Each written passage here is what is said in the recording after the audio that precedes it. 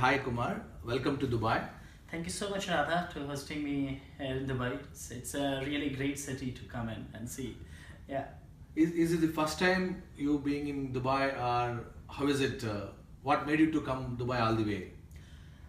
So Dubai I'm coming first time for the Global Remittance Summit, which happens every year.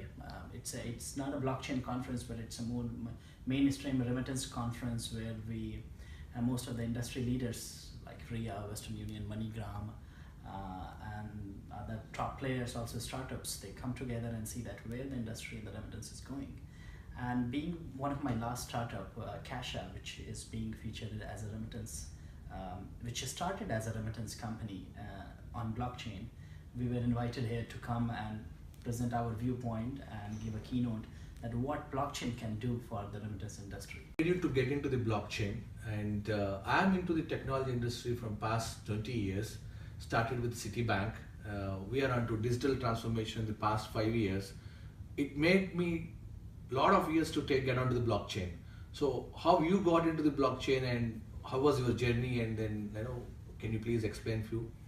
So for me, coming into blockchain is also like but more for me was an accident, like meeting random people in 2013. Before that, I was a technology person, so I graduated as a computer science graduate, and I was working as a navigation engineer for Ferrari. Okay. So yeah, it's had nothing to do with the finance. So I understand you were with Ferrari and then nothing to do with blockchain. So what made you to drive and go deep into the blockchain? So this has started, when I was working in Ferrari, I quit the job, and because I was looking something revolutionary. There was no fun working on a task which it's for me, like there was something entrepreneur, and I didn't want to get stuck into the corporate. So the moment I finished my contract period, the next day I put my resignation and I say, okay, let's go out and explore. I was in Italy. Right. And I was traveling around the world, and in Amsterdam I came across the Bitcoin in 2013. 2013. Yeah. So and there's this trading was going on there in the Bitcoin. So the guys, I asked them what's going on. It's and they try to explain to me from the term which they understand. I really couldn't get my hand around that how. No, could be a money which is not controlled by bank, because I was coming through the corporate where the way we see finance and money was different. So anyway. Yeah, true. 2013 means it is very tough to understand the digital itself, digital currency. I understand what you might have undergone.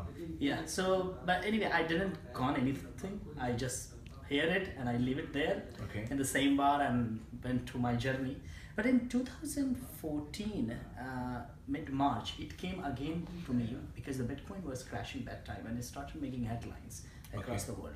So, and that's where it attracted my attention when it was crashing, because I thought that why people care about something if it's not real? There must be a substance if something is making headlines. So this time, instead of understanding from more as a commercial and financial tool, I tried to see it more as a technological tool. So I gone through the Satoshi white paper and tried to understand what it was. Took me a while to understand it and digest word by word. And soon after I realized and finished the whole concept of the decentralization, I realized that how in the IT infrastructure which is designed today is so far from how the real world works. Like a real world, if we are doing this interaction, and this is a truth statement, nothing in the world can change that. No matter how powerful you are or me or someone, but this interaction nobody can change. This is a truth, immutable, which is recorded in the nature itself. But existing IT infrastructure which is trying to replicate the same system and trying to go into complete artificial, virtual, digital world does not have this basic thing. True. Which means there is something strong foundation is missing. Correct. And that piece was brought by blockchain. Correct? It's all about immutability, transparency, auditability. And soon I understood this is something which next 10 year or 20 year every IT infrastructure is going to use, or this will become the internet. I created my first company called Auxesis Group. Auxesis Services, which is today is called Auxesis Group. It's another one of the most influential company across the globe. We have global companies, maybe top 10 global companies, top 10 most powerful banks across the world, and many different organizations, government as a partner, as a client, are working on different solutions across the globe. And so that's my first company started, which was on blockchain. 2014 to 2018. So your Auxesis is a 4-year-old company in blockchain. Yes. That's amazing. So where do you see the blockchain going forward, and what are your suggestions to the IT companies? Okay, because if IT companies start adopting blockchain, they could really make a good offer to the banks and other companies. So do you see the adoption should come from banks and end user community, or the adoption should come from the IT community? From the answer, it's most of the time it's what it happens in these kind of revolutionary technology, that it becomes chicken and egg problem. Okay. Like if you have a new automobile coming out, when you don't have a roads, the question is the government is going to build the road first so that the automobile company can build cars, or the automobile company will build the car first so that you have users enough owning the car and government will build the road? It's like, in parallel. It's in parallel. The both have to go hands on hand. Correct.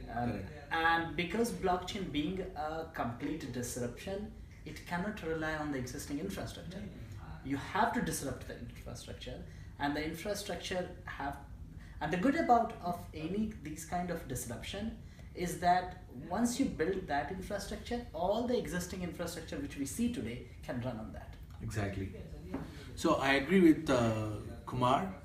It's not like one side of the industry talk about blockchain and other side of the industry consume it. The whole industry has to come together. The ecosystem has to be created for the blockchain to be really adopted, and for the blockchain to be really understood as a globally distributed ledger.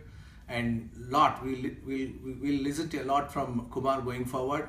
Kumar, will catch you up again, and it was really a pleasure talking to you. Thank you so much. Yeah.